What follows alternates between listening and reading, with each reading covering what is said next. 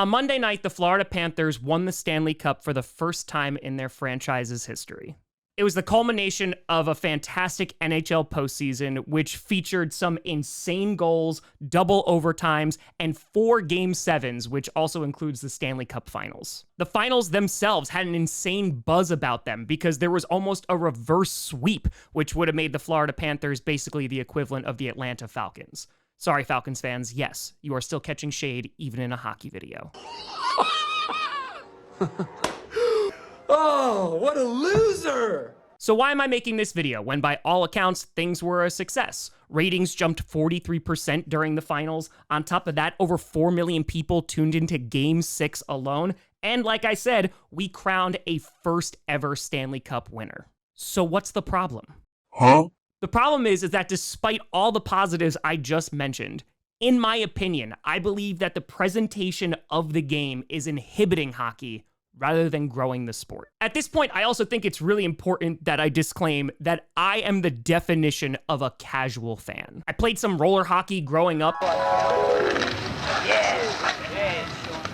but I honestly didn't get into the sport until about 2 years ago. So I'm not an expert or even a longtime fan of the NHL. 2 years ago, I randomly turned on the playoffs and was immediately hooked by a sport that I hadn't really given much of a chance to.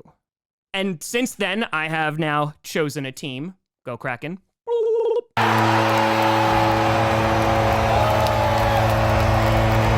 And have made a concerted effort to learn about the sport that captivated me 2 years ago. I say this disclaimer for a couple of reasons. One, I am still learning about this sport. I'm still learning about the ins and outs. I'm still learning about the rules. I'm still learning about the players. I'm not completely familiar with the illustrious history that hockey has.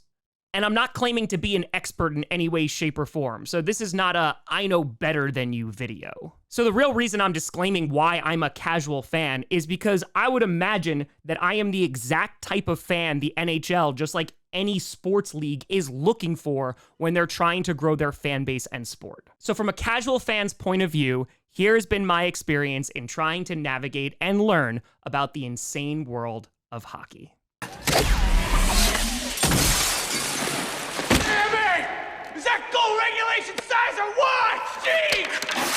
So, let's begin with the reason that I got into hockey in the first place. The product. The product on the ice is fantastic. It's fast, it's exciting, and for the most part, it's pretty nonstop. My main familiarity is obviously with the NFL, so throughout this video, I'll be making some comparisons to the NFL just to help illustrate my viewpoint here. Without getting into the presentation yet, hockey itself is so radically different from the NFL in the best way. The tension that builds throughout a game and a series is super organic. So for example, if you have a fight in Game 2 between 2 high-profile players, You want to go? that's going to continue into Game 3 and Game 4 and Game 5. And as the series goes on, the tension just builds more and more, which ultimately makes each game, period, or moment even better. It's hard hitting, it's physical, so you have that comparison to football. And while, of course, they've done some stuff in previous years to kind of limit it a little bit, it still seems to be a core foundation of the sport, which is something I really respect. It's also really fast, which for some people, it might be a little bit overwhelming. But for me, it just makes it that you can't take your eye off the action for even a second because you could miss that split-second goal or a game-changing penalty. Compared to the NFL, there is far less downtime, which makes it so much more exciting. With the NFL's TV broadcast, you have commercials sometimes every single 5 minutes. A kickoff, a change of possession, a penalty, an instant replay. There's constant commercials. And while there are commercials during NHL and hockey, it's nowhere near the level that the NFL has. In fact, the biggest complaint I heard about hockey before starting to watch it was that sometimes it's tough to follow the action because the puck is so small. And while I agree there are definitely some times I have stood there and yelled, "Where is the puck?" I think it, again, just makes it more exciting because I am forced to pay attention to this sport. It's not a passive viewing experience, it's an active one, which makes the sport and viewing it that much more exciting. In 2022, I bought tickets to my first ever NHL game. I live in New York, so I went to Madison Square Garden, which just turned out to be the most expensive place, apparently, and it was electric inside. Hot diggity dog. This place is magnificent. The Rangers wound up losing that game, but I had such a great time, and seeing it in person was completely different from what I was seeing on the broadcast. For example, when you go to NFL games, you're waiting around for a while. It happens with wrestling all the time when I go to those events. The commercial breaks are long. But with hockey, because there are less commercials and the action is so fast-paced, you're not sitting around waiting for the next thing to happen a lot. It was that experience that drove me to look for tickets this year, and by complete and total luck, I was able to snag some amazing tickets on the day of the event, and this was my view.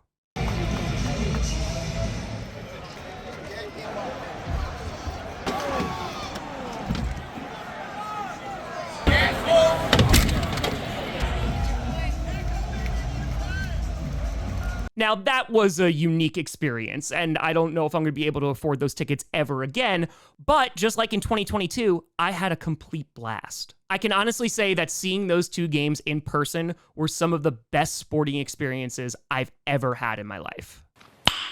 Nice. So it's safe to say that after watching a few years of hockey on TV and going to two games, I was hooked on the product, which was one of the reasons why I was so excited for this year's postseason, even though my Kraken weren't in it. I'm done. Cut the show. I'm done. And that brings us to the main point of this video, the presentation. In terms of accessibility, the games, they were on a lot of different networks. They were on ESPN, ABC, TBS, TNT, and ESPN2. Now, I'm not going to get into the accessibility issue during the regular season because that's a whole other beast. And as someone who now has to buy a cajillion different streaming services to see the NFL, I understand. And unfortunately, that just seems the way that a lot of sports leagues are going, just trying to make more money and making fans shell out if they want to watch their teams, which is incredibly disappointing, but that's not even the main point of this video. In terms of presentation, the commentators range from really, really good to not so great. Oh, brother, this guy stinks! Everyone, of course, has different preferences on how they're going to watch their favorite sports. I mean, heck, we had 50,000 people in here watching me watch the 49ers Packers. I get it. But for the most part, when it came to the national broadcasting team, it just seemed like there was a level of information that was missing. It didn't really help grow my knowledge or love for the sport, and it seemed to be very, very surface level. It wasn't until I listened to local or regional broadcasts that I learned more about the players, the storylines, and the teams themselves. However, my biggest gripe wasn't with the commentators. I can mute them, or I can watch somebody else, or listen to another broadcast. My biggest gripe was how the game was marketed and presented once it was time for puck drop. The desk. On ESPN, the desk that commentators were forced to broadcast from was a joke. And while I understand it's a little bit ridiculous to complain about, it makes it seem like the sport/game is not taken seriously, which is a vast difference from those broadcasting networks covering things like the NFL or the NBA. And I keep harping on this presentation aspect because that, in my opinion, is a huge factor if you're trying to grow a league/sport. For example, imagine if during the NFL playoffs, the commentators were given what was essentially an IKEA desk. Or maybe there's just name tags that are flashing on the screen, but only for some players. Or maybe it's just the nuisance of the constant ads that are changing around the rink that are done digitally, by the way. Or what if during the final minute of regulation, while the game was tied, they switched over to warm-ups of a completely different game? What?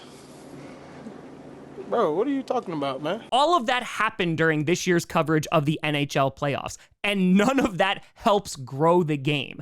Now, again, there are errors that are going to be made, absolutely, and I'm not trying to throw anybody under the bus for that.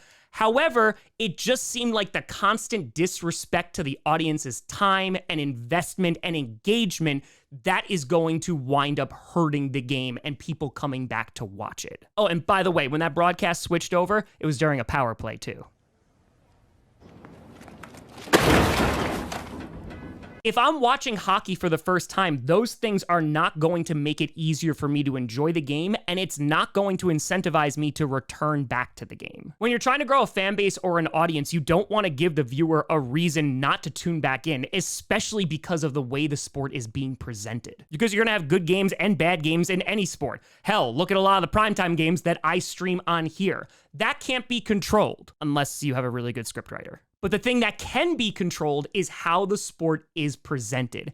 And when there's a lack of care or effort in that presentation, and you're giving the viewer a reason not to be engaged and not to be invested, then it's a disservice to the sport itself. And I'm not making this video to crap on a particular broadcast or a particular person. Instead, I'm making this video because hockey is really freaking awesome. Hockey is awesome, okay? You need to know this. And if there are viewers who are being dissuaded from watching because the broadcast is missing vital resources like informed commentators or a desk that's usable, there is something wrong. And let me be clear, this is for the playoffs. We're not even talking about the regular season. And I understand why there isn't as much care or effort for certain sports. For example, during the 22-23 NHL season, the revenue that the NHL brought in was over $6 billion. For the NBA during that season, it was over $10 billion, and for the NFL, it was over $16 billion. The NFL is on track by 2027 to reach over $25 billion a year. There is a pretty sizable margin between all of these sports leagues.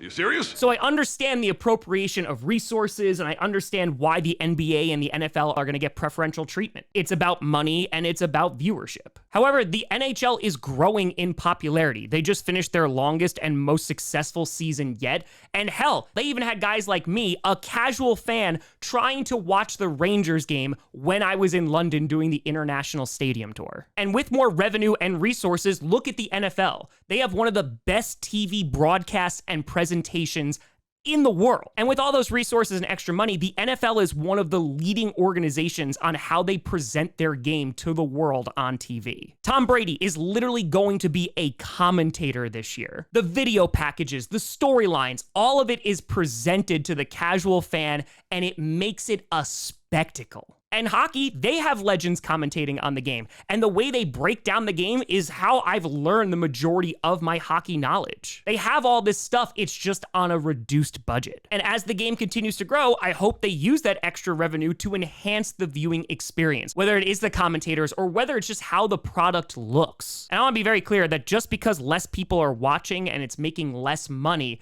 that doesn't excuse the lack of care or effort or attention that the sport is being presented with. You don't need an insane budget to get a better desk. You don't need an insane budget to find a way to censor curse words at the end of the Stanley Cup separation without these weird long pauses in the middle of the broadcast. Because when you make the presentation of the sport look cheap, when you don't put a ton of care or attention or effort into it, fans are going to tune out, especially casual fans who are tuning in for the first time. I know it's pretty subjective, but my feed was filled with brand new hockey fans who were tuning in for the first time during Game 7. That's what you want. And yes, the presentation of Game 7 was better. However, it shouldn't take until the Super Bowl of your sport, which by the way, could have ended a few games earlier, for you to go, you know what, let's get a nice desk, let's make sure the presentation is up to par. So let me end by just saying this.